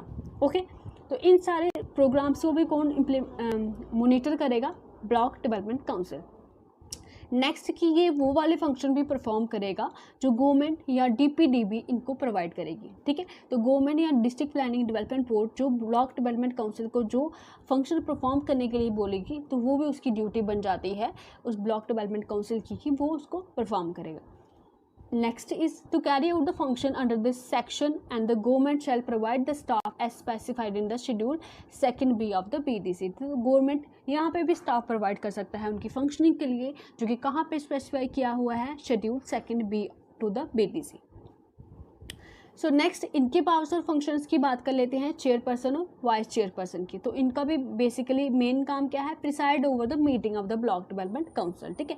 तो इस तरह से ये हमारा खत्म होता है यहाँ तक, ठीक है। तो चैप्टर 8 की बात करते हैं हम। Section 34 deals with the property and finance of the block development council, कि उनकी प्रॉपर्टी कौन सी होगी, उनको फंड्स कहाँ से मिलेंगे, ये हम इस चीज़ में देख लेंगे, ठीक है। तो have the power to acquire, hold और dispose of property and enter into contract, ठीक है। तो इनके पास पावर है कि वो अक्वायर कर सकते हैं, होल्ड कर सकते हैं और डिस्पोज कर सकते हैं प्रॉपर्टी को, और किसी भी कॉन्ट्रैक्ट में वो कर सकते हैं enter according to the rule of this act. ठीक है, तो हर एक बीडीसी के लिए क्या होगा, एक ब्लॉक डेवलपमेंट काउंसिल फंड होगा। ठीक है, जिस तरह से हल्का पंचायत का फंड था, ठीक है, इस तरह से इसका भी एक फंड होगा जहाँ से ग्रांट्स जो गवर्नमेंट देगा उसमें वो आएंगी। ठीक है, तो बीडीसी के पास पावर है भाई, जो भी उनके पास फंड आ रहे हैं तो ग्रांट्स आ रहे हैं, उनको ऑपरेट करने की पावर किनके पास है, बीडीसी के पास है, कि उनके पास जो फंड्स आ रहे हैं उनको वो ऑपरेट कर सकती है, जो कि पावर कहाँ स्पेसिफाई की हुई है, शेड्यूल 2C में। ठीक है, चलिए नेक्स्ट बढ़ते हैं हम चैप्टर 9 पे, that is section 35 procedure for conduct of the business. ठीक है, प्रॉपर्टी के बारे में पढ़ लिया, पावर्स और फंक्शंस के बारे में पढ़ लिया। अब हम देखते हैं बिजनेस या मीटिंग्स इनकी किस तरह से होती है। ठीक है, इनकी भी हल्का पंचायत की तरह same once in a month. ठीक है, एक मंथ में एक मीटिंग एटलीस्ट होनी ही चाहिए। ठीक है, तो ऑब्वियसली इसको हेड कौन करेगा, चेयरपर्सन, और ऑब्सेंस में कौन करेगा, वाइस चेयरपर्सन करेगा। बिल्कुल सही। फर्स्ट मीटिंग जो पीडीसी की है बिल्कुल वैसे ही जैसे आपने पहले समझ लिया कि कौन कराएगा, हल्का पंचायत की प्रिस्क्राइब अथॉरिटी कराएगी, वो खुद नहीं करेगा सरपंच। ठीक है, यहाँ पे भी चेयरपर्सन नहीं करेगा पहले मीटिंग को हेड, कौन करेगा, प्रिस्क्राइब अथॉरिटी करेगी। ओके, जो गवर्नमेंट के द्वारा या किसी भी जो हायर अथॉरिटी है वो उनको इलेक्ट करेंगी। ओके, सो चैप्टर 10 की बात करते हैं। यहाँ पे chapter 10 deal with the holding of elections. ठीक है, आप डायरेक्टली यहाँ पे डिस्ट्रिक्ट प्लानिंग डेवलपमेंट बोर्ड नहीं आता है, यहाँ पे आता है होल्डिंग ऑफ इलेक्शन। ठीक है, तो स्टेट इलेक्शन कमिश्नर की बात हो रही है यहाँ पे। ठीक है, section 36 deal with the state election commission and holding of election, याद रखिएगा बिल्कुल। ठीक है, तो appointed by the governor, state election commission को अपॉइंट कौन करेगा, गवर्नर अपॉइंट करेगा, मगर किसकी रिकमेंडेशन पे, एक कमेटी की रिकमेंडेशन पे गवर्नर स्टेट इलेक्शन कमिश्नर को क्या करेगा, अपॉइंट करेगा। ठीक है, तो उनके मेंबर्स कौन कौन से हो जाएंगे, चीफ मिनिस्टर हो जाएंगे, senior minister nominated by the CM, speaker of legislative assembly, minister in charge, panchayat के जो इंचार्ज मिनिस्टर हैं वो भी इस कमेटी के मेंबर होंगे, leader of the opposition in legislative assembly में जो लीडर ऑफ द अपोजिशन है वो भी इस कमेटी के मेंबर होंगे। याद रखिए ये सारे के सारे मेंबर हैं, और चीफ मिनिस्टर जो हैं इस पर्टिकुलर कमेटी के चेयरपर्सन होंगे। याद रखिए, इंपॉर्टेंट हो जाता है कौन कौन से इसमें मेंबर्स हैं, इसका चेयरपर्सन कौन होगा, ये किसके लिए कमेटी कंस्टिट्यूट हुई है, स्टेट इलेक्शन कमीशन को इलेक्ट करने के लिए। क्लियर। सो नेक्स्ट बात करते हैं, स्टेट इलेक्शन कमिश्नर कौन होगा, वो सिविल सर्वेंट होगा, या तो यूनियन गवर्नमेंट का या तो स्टेट गवर्नमेंट का, मगर उसका जो रैंक है वो सेक्रेटरी टू द गवर्नमेंट या कमिश्नर से कम नहीं होगा। ओके, जो ओथ कौन प्रोवाइड करेगा, गवर्नर प्रोवाइड करेगा, तो रेजिग्नेशन भी वो किसको देंगे, गवर्नर को ही देंगे। ठीक है, सेक्शन 36A, ठीक है, सेक्शन 36A डील करता है with the term of the office of the state election commissioner. ठीक है, तो क्या होगा ये भी इंपॉर्टेंट हो जाता है यहाँ पे कि जो उनकी टर्म है वो 5 साल या 65 years which ever is earlier. ठीक है, 5 साल के लिए होगी टर्म बेसिकली, मगर अगर उनकी 5 साल होने से पहले ही, ठीक है, 5 साल होने से पहले ही अगर वो 65 ईयर्स के हो जाएंगे, ठीक है, 65 ईयर्स के हो जाएंगे तो वो उनकी टर्म ख़त्म हो जाएगी और रिटायर हो जाएंगे। ठीक है, स्टेट इलेक्शन कमिश्नर की बात हो रही है यहाँ पे। ठीक है, इनको रिमूव किया जा सकता है ऑफिस से गवर्नर के द्वारा ही, सेक्शन 36B में ये दिया हुआ है। नेक्स्ट हम बात करते हैं सेक्शन 36D की, that is powers of the state and state election commissioner. तो इनकी पावर, कैसी पावर्स होंगी, तो आपके एक्ट में तो बड़ा सारा एक लंबा चिट्ठा सा दिया हुआ है। ठीक है, तो बेसिक उसका क्रक्स जो है that's like a civil code, जैसे एक सिविल कोड की पावर्स होती है ना, बिल्कुल वैसे ही स्टेट इलेक्शन कमिश्नर की पावर्स होंगी। ठीक है, 38 सेक्शन 38 डील करता है विद इलेक्टोरल रोल के बारे में। ठीक है, सेक्शन 39 डील करता है कि कौन से मेंबर जो हैं वो इलेक्टोरल रोल से डिस्क्वालीफाई होंगे या वहाँ पे वो रजिस्टर नहीं कर सकते हैं। ठीक है, नहीं एलिजिबल हैं, तो वो वाले मेंबर्स जो स्टेट के परमानेंट रेजिडेंट नहीं हैं वो इलेक्टोरल रोल में नहीं आएंगे। अनसाउंड माइंड है, उनका माइंड सही से वर्क नहीं करता है, या उनके 18 साल की उम्र अभी हुई ही नहीं है, तो वो डिस्क्वालीफाई हो जाएंगे। नेक्स्ट आ जाता है हमारा section 40, that is election of the sarpanches of हल्का पंचायत। ठीक है, अब सरपंचेस ऑफ हल्का पंचायत कैसे इलेक्ट होंगे ये मैं आपको बता चुकी हूँ, दैट इलेक्टोरेट, ठीक है, पर्टिकुलर इनकी इलेक्शन होगी तो उसकी अकॉर्डिंग ये इलेक्ट होंगे। फिर आ जाता है इलेक्शन जो चेयरपर्सन ऑफ द बीडीसी, उनकी किस तरह से होगी, तो ये एक इलेक्टोरल कॉलेज से इलेक्ट होंगे, जिसमें कौन होंगे, उस इलेक्टोरल कॉलेज के मेंबर कौन होंगे, पंचेस होंगे और सरपंचेस होंगे हल्का पंचायत के, जो एक पर्टिकुलर ब्लॉक में आती हैं। ठीक है। जो हल्का पंचायत, सारी हल्का पंचायत जो पर्टिकुलर ब्लॉक में आती हैं, उनके जो पंचेस और सरपंचेस हैं वो एक चेयरपर्सन की इलेक्शन करेंगे बीडीसी के। ओके, नेक्स्ट आ जाता है हमारा होल्डिंग ऑफ इलेक्शंस। ठीक है, तो होल्डिंग ऑफ इलेक्शन जो हल्का पंचायत की है वो कब होगी, तो या तो वो 1 मंथ पहले हो जाएगी जब उनका पीरियड ख़त्म होने वाला है, 5 साल होने वाले हैं, या 6 महीने के अंदर। देखिए अभी मतलब 5 साल होने वाले हैं, तो जो मतलब जो लास्ट वाले 6 मंथ है तो उसके अंदर अंदर ही क्या होगी, वो इलेक्शन हो जाएगी, ताकि मेंबर्स इलेक्ट होके आ जाएं और अच्छे से वर्किंग जो हल्का पंचायत की है वो चलती रहे। ठीक है, जब तक कि नए मेंबर्स नहीं आए तो वो वाले जो पुराने मेंबर्स हैं वो होल्ड करके रखेंगे ऑफिस को। नेक्स्ट आता है हमारा chapter 11 that deals with the section 45 district planning and development board. ठीक है गाइस, बोर मत होना, अभी थोड़ा ही बचा है। ठीक है, हैव पेशेंस, थोड़ा ब्रीथ इन ब्रीथ आउट कीजिए।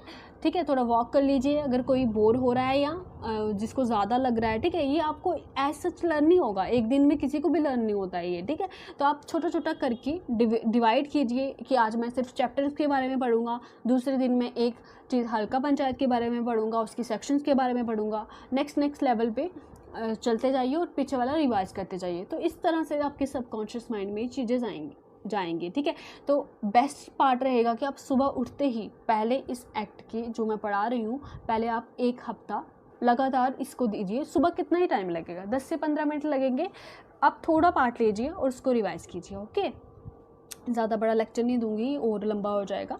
तो members of the district planning development board बहुत इंपॉर्टेंट हो जाते हैं, इनके मेंबर्स कौन से होंगे। ठीक है, तो मेंबर्स रहेंगे यहाँ पे chairperson of the BDC of district. देखिए अब जो भी बीडीसी के चेयरपर्सन चुन के आए हैं ना, तो वो क्या होंगे, डिस्ट्रिक्ट में क्या हो गया, अब बड़ी सी डिस्ट्रिक्ट आ गई। ठीक है, अब इसमें छोटे छोटे ब्लॉक्स होंगे। ठीक है, अब कैसे देखो किस तरह से ये जो डिसेंट्रलाइजेशन हुई है। ठीक है, ग्राउंड लेवल से किस तरह से हमने देखा, पहले वार्ड मजलिस थी, हल्का मजलिस थी, हल्का पंचायत थी, फिर ब्लॉक डेवलपमेंट काउंसिल हुई, फिर हमारे क्या आ जाएगा, डिस्ट्रिक्ट लेवल पे आ जाएगा। ठीक है, तो चेयरपर्सन जो ब्लॉक डेवलपमेंट काउंसिल के हैं वो इसके मेंबर होंगे। ठीक है, फिर मेंबर ऑफ द पार्लियामेंट, ठीक है, रिप्रेजेंटिंग द एरिया। ठीक है, एमपी के बारे में बात की जा रही है यहाँ पे, वो मेंबर होगा इस particular district planning development board का। ठीक है, चेयरपर्सन होंगे बीडीसी के जो डिस्ट्रिक्ट में आते हैं, और मेंबर होंगे पार्लियामेंट के जो रिप्रेजेंट कर रहे हैं उस पर्टिकुलर एरिया को। Member of the state legislature representing the area. ठीक है, एमएलसी वगैरह होगी। Chairperson of the town area committee. ठीक है, अगर कोई टाउन एरिया कमेटी का चेयरपर्सन है तो वो भी उसका मेंबर होगा डिस्ट्रिक्ट प्लानिंग डेवलपमेंट बोर्ड का। फिर प्रेसिडेंट होगा जो म्यूनसिपल काउंसिल का। ठीक है, अब डिस्ट्रिक्ट लेवल पे क्या होगी, म्यूनसिपैलिटी होगी, है ना, तो उसके जो प्रेसिडेंट है वो भी इसके मेंबर होंगे। ठीक है, नेक्स्ट आता है हमारे पास कि जो चेयरपर्सन है वो वाइस चेयरपर्सन है जो डिस्ट्रिक्ट प्लानिंग डेवलपमेंट बोर्ड के, वो कौन उनको इलेक्ट करेगा, तो इनकी डायरेक्ट इनडायरेक्ट इलेक्शन होगी अमंग देमसेल्फ। मगर गाइस अभी ऐसा नहीं है, अभी फ़िलहाल के लिए आप ये याद रखिए कि इस एक्ट में क्या था, मगर 2020 में क्या हुआ है, इस एक्ट की अमेंडमेंट हुई है जो अमित शाह जी ने की है। तो इस लेक्चर में ये नहीं ले पाऊँगी, तो नेक्स्ट लेक्चर जो आएगा वो अमेंडमेंट पे होगा। ओके, तो अभी तक आप यही याद रखिए कि अभी इस एक्ट में पहले क्या दिया हुआ था कि जो चेयरपर्सन और वाइस चेयरपर्सन हैं डिस्ट्रिक्ट प्लानिंग डेवलपमेंट बोर्ड के, वो उनके बीच से ही इनडायरेक्ट इलेक्शंस वो अपने में से ही चुनेंगे। ठीक है, तो ऑफिस ऑफ द चेयरपर्सन वैसे ही रिजर्व रहेगा SC ST के लिए, विमेंस के लिए। ठीक है, ये मैं आपको पढ़ा चुकी हूँ, सेम चीज़ रहेगी, इसलिए रिपीट नहीं कर रही हूँ। Okay, the district planning development commissioner shall be the chief executive. ठीक है, जो डिस्ट्रिक्ट डेवलपमेंट कमिश्नर होगा ना, वो चीफ एग्जीक्यूटिव, जो एग्जीक्यूटिव का काम करेगा डिस्ट्रिक्ट प्लानिंग डेवलपमेंट बोर्ड का, वो करेगा डिस्ट्रिक्ट डेवलपमेंट कमिश्नर। याद रखिएगा, इंपॉर्टेंट हो जाता है। ठीक है, टर्म को एक्सटेंसिव रहेगी, दैट इज़ 5 ईयर्स ही रहेगी। ठीक है, बीडीसी और हल्का पंचायत की जितनी है वैसी ही रहेगी। ओके, तो चैप्टर 12 पे हम पहुंच गए हैं। सेक्शन 46 पावर्स और functions and finance of the district planning development board. ठीक है, तो district planning development board exercise करेगी, परफॉर्म करेगी फॉलोइंग पावर्स एंड फंक्शंस। देख लेते हैं एक बार कौन कौन से फंक्शन हैं इसके। Guide the formulation of the development programmes for the district. ठीक है, ऑब्वियसली इसका डिस्ट्रिक्ट लेवल पे जो प्लान बनेंगे वो कौन बनाएगा, डिस्ट्रिक्ट प्लानिंग डेवलपमेंट बोर्ड बनाएगी। ठीक है, रिव्यू करेगी ये प्रोग्रेस को। ठीक है, जो भी हल्का पंचायत ब्लॉक लेवल पे जो प्रोग्रेस हो रही है ना, जो भी डेवलपमेंट स्कीम्स चल रही है, तो उनको ये रिव्यू करेगी और अचीवमेंट्स को देखेगी, डेवलपमेंट प्लान्स की जो स्कीम्स चलाई जा रही हैं। ठीक है, गवर्नमेंट के द्वारा ठीक है। तो उनको टाइमली रिव्यू करने का काम किसका है, डिस्ट्रिक्ट प्लानिंग डेवलपमेंट बोर्ड का है। ओके, सो रिसीव करेगी all block level plans and consolidate panchayat plans. ठीक है, जो भी ब्लॉक लेवल पे प्लान पे, मैंने आपको बताया ना कि ब्लॉक लेवल बीडीसी का ब्लॉक, ठीक है, बीडीसी का, देखिए मुझे याद ही नहीं आ रहा। ठीक है, तो बीडीसी का जो पर्टिकुलर जो फंक्शन था, ठीक है, मैंने आपको बोला कि कंपाइल करना है सारे जो प्लान्स है पंचायत लेवल के, उनके जो प्लान है वो सबमिट करने हैं, तो उनको रिसीव करने का काम अब किसका होगा, डिस्ट्रिक्ट प्लानिंग डेवलपमेंट बोर्ड का होगा। ठीक है, ये फंक्शन हो गया। Next is compiled, consolidate and integrate all plans into the district plan and forward to the state. अब देखिए, पहले हमने बीडीसी के बारे में पढ़ा, ठीक है, फिर उसने डीबी को दिया, डिस्ट्रिक्ट प्लानिंग डेवलपमेंट बोर्ड को दिया। अब ये किसको फॉरवर्ड करेगी, आगे स्टेट को फॉरवर्ड करेगी, और स्टेट में वो प्लान्स इंटीग्रेट होंगे। ठीक है, ग्राउंड लेवल से आई ना चीज़ें, उनकी सारी जो भी ग्रीवेंसेस होंगे, जो भी प्लान्स होंगे, जो भी रिक्वायरमेंट होगी, वो कहाँ पे जाएगी, स्टेट लेवल पे जाएगी। ठीक है, तो इस तरह से ये सारा प्रोसेस चलता है। ठीक है, नेक्स्ट फंक्शन आ जाता है हमारा। ठीक है, ये फंक्शन है सच आपको रटने नहीं है। ठीक है, ये आपको रीड आउट करने नहीं है कि ये फंक्शंस होते हैं। ठीक है, नेक्स्ट फंक्शन आता है formulation of periodic and annual plans for the district. ठीक है, जो बजट वगैरह है वो भी बनाने का काम किसके लिए, कौन करता है, डिस्ट्रिक्ट लेवल पे डिस्ट्रिक्ट प्लानिंग डेवलपमेंट बोर्ड करता है। Next is lay down the guidelines for lower level. ठीक है, ब्लॉक डेवलपमेंट काउंसिल के लिए, हल्का पंचायत के लिए गाइडलाइंस कौन प्रोवाइड करता है, डिस्ट्रिक्ट प्लानिंग डेवलपमेंट बोर्ड ही प्रोवाइड करता है। फिर नेक्स्ट है approve the budget of the BDC and supervise their work, take special measure for elevating poverty. ठीक है, एलिवेटिंग मतलब रिड्यूस करना पॉवर्टी को, and employment generation and extending assistant to the Halqa Panchayat in this behalf. ठीक है, तो poverty को कम करने के लिए, एम्प्लॉयमेंट जनरेशन के लिए हल्का पंचायत को असिस्टेंस कौन प्रोवाइड करेगा, district planning development board provide करेगा। सेक्शन 47 डील करता है with the finance of the district planning development board. तो उसको फाइनेंस कौन प्रोवाइड करेगा, गवर्नमेंट प्रोवाइड करेगा ऑब्वियसली। नेक्स्ट आता है हमारा chapter 13 that deals with the constitution of the Panchayati Adalat. Okay, so section 48 deal करता है विद द पंचायती अदालत, दैट देयर शैल बी ए पंचायती अदालत फॉर एवरी हल्का। हर एक विलेज के लिए क्या होगी, पंचायती अदालत होगी। ठीक है, तो कंपोजिशन कितने मेंबर होंगे, इंपॉर्टेंट हो जाता है, कितने मेंबर होंगे पंचायती अदालत में, तो वो 5 मेंबर्स होंगे जो नॉमिनेट करेंगे। प्रिस्क्राइब अथॉरिटी जो है वो नॉमिनेट करेगी, मगर कैसे करेगी, आउट ऑफ द पैनल। ठीक है, तो हल्का पंचायत क्या करेगी, रिकमेंड करेगी, प्रिपेयर करेगी एक पैनल, और उस पैनल में से जो एक प्रिस्क्राइब अथॉरिटी है वो कौन करेगी, नॉमिनेट कर लेगी उस 5 मेंबर्स को। ठीक है, फॉर एग्जांपल हम देखते हैं, ठीक है, जो भी उसके इलेक्टोरेट्स हैं ना हल्का पंचायत के, ठीक है, हल्का पंचायत एक पैनल बनाएगी कुछ मेंबर्स का। ठीक है, उसमें से जो 5 मेंबर्स हैं ना, उन 5 मेंबर्स का पंचायती अदालत कंस्टिट्यूट कर दिया जाएगा एक पर्टिकुलर अथॉरिटी के द्वारा। ठीक है, 5 मेंबर्स होंगे, याद रखिएगा। नेक्स्ट आ जाता है इंपॉर्टेंट हमारा यहाँ पे कि जो no person shall be so recommended unless. ठीक है, जो पैनल वो कंस्टिट्यूट कर रहे हैं ना हल्का पंचायत, उसमें से ऐसा मेंबर कोई भी नहीं होना चाहिए जो कि लिटरेट ना हो। ठीक है, ये सारी जो क्वालिफिकेशन है ये इंपॉर्टेंट हो जाती हैं एक पंचायती अदालत का मेंबर बनने के लिए। सो पंचायती अदालत का मेंबर बनने के लिए एक पर्सन को लिटरेट होना चाहिए, has attain the age of 30 years, 30 years की एज अटेन कर देनी चाहिए। ठीक है, इससे कम एज नहीं चलेगी। ठीक है, और सरपंच, नायब सरपंच या पंच नहीं होना चाहिए। जो पंचायती अदालत का मेंबर बनेगा ना, वो सरपंच, नायब सरपंच या पंच नहीं होना चाहिए। ठीक है, और ना ही वो एम्प्लॉयमेंट में होना चाहिए। ठीक है, स्पेलिंग ठीक कर लीजिएगा। ठीक है, तो वो गवर्नमेंट का एम्प्लॉय भी नहीं होना चाहिए, और ना ही किसी लोकल बॉडी या कॉरपोरेशन का होना चाहिए। नेक्स्ट बात आती है हमारी टर्म, जो इसकी है पंचायती अदालत की जो मेंबर्स की टर्म रहेगी वो 5 साल रहेगी, सेम सबकी तरह। ठीक है, अब क्वारम की बात आती है, यहाँ पे 3 मेंबर रहेंगे मीटिंग में। ठीक है, अगर 5 मेंबर है टोटल तो उसमें से 3 मेंबर्स प्रेजेंट होने ही चाहिए। ठीक है, 3 मेंबर्स कंपलसरी हैं अगर कोई भी वो डिसीजन लेना चाहते हैं पंचायती अदालत। ठीक है, 3 से कम होंगे तो वो डिसीजन नहीं ले पाएंगे। सेक्शन 49 डील करेगा, सेक्शन 49 डील करेगा procedure for conduct of the business of Panchayati Adalat. Section 50, ठीक है, सेक्शन 50 किसके साथ डील करेगा, चेयरपर्सन ऑफ पंचायती अदालत कौन होगा, ठीक है। अब 5 मेंबर्स हैं पंचायती अदालत के, तो उनमें से वो अमंग देम सेल्फ ही चुन लेंगे, अपने आप में ही वो चुन लेंगे 5 लोग कि हमारा चेयरपर्सन कौन होगा। नेक्स्ट बात आती है secretary of the Panchayati Adalat. तो सेक्रेटरी कौन होगा, विलेज लेवल वर्कर, ठीक है। जो आप लोग बनने वाले हैं वो सेक्रेटरी रहेगा पंचायती अदालत का, ठीक है। Secretary of the Halqa Panchayat shall act as the judicial clerk to the Panchayati Adalat, ठीक है। वो कैसे एक्ट करेगा, as a judicial clerk to the Panchayati Adalat. Next आ जाता है हमारा section 52, removal of the chairperson and the member of the Panchayati Adalat. तो इनको रिमूव कौन करेगा, बाय गवर्नमेंट या कोई भी ऑफिसर जो उन्होंने इस काम के लिए रखा हुआ है, ओके। नेक्स्ट आ जाता है हमारा section 58 that deals with the penalties, ठीक है। पंचायती अदालत जो पेनल्टी लगा सकती है ना किसी पे, वो 1000 रुपीज़ से ज़्यादा पेनल्टी नहीं लगा सकती है, बिकॉज छोटे लेवल पे है ना अदालत, तो उससे ज़्यादा नहीं लगा सकती। सो नेक्स्ट आता है हमारा सेक्शन 67 सूट्स कॉग्नाइजेबल बाय पंचायती अदालत, ठीक है। सो पंचायती अदालत किन किन मैटर्स पे डिसीजन ले सकती है, ठीक है। Suits for sums not exceeding 3000, ठीक है।